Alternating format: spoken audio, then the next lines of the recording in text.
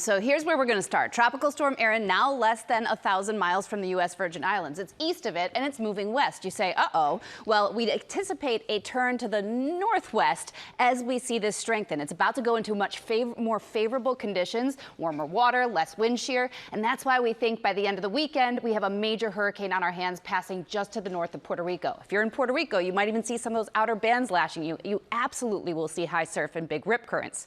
This is the high pressure system that has been steering it. And why we think it will start to turn to the north is because that high pressure system weakens. We have a cold front here that's going to be moving through the northeast next midweek. And so that will open a path for this to kind of squeeze between the two. That said, I want everybody to enjoy their weekend on the East Coast and then pay close attention as we see updates, because every deviation west and east will impact you differently. But I can assure everyone along the East Coast we will have really high surf and rip currents, if not a little more. The closer it gets. I know you've been talking about that, really concerned about the rip currents. How about those severe storms that really, a lot of cancellations? Right, and so we had more than 24 severe storm reports, and it all came together to lead to travel chaos.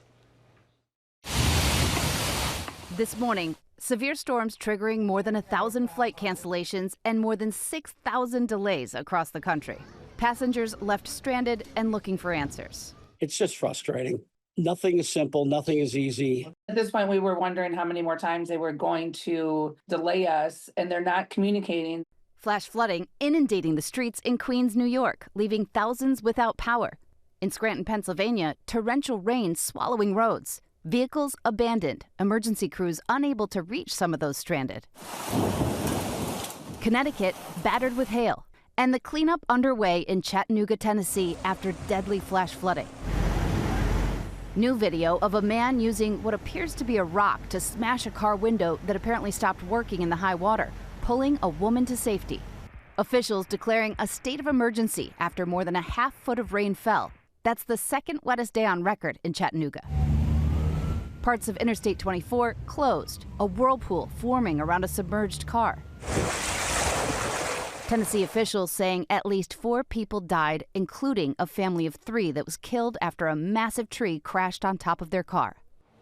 Today, there's a flash flood threat from Charleston and Myrtle Beach right up through Wilmington into the Outer Banks and to Virginia Beach, Hampton Bays, all for a level 2 out of 4 for flash flooding. These storms will be slow moving. They could easily produce 1 to 2 inch per hour rainfall rates. Michael. All right, Ginger, thank you for that.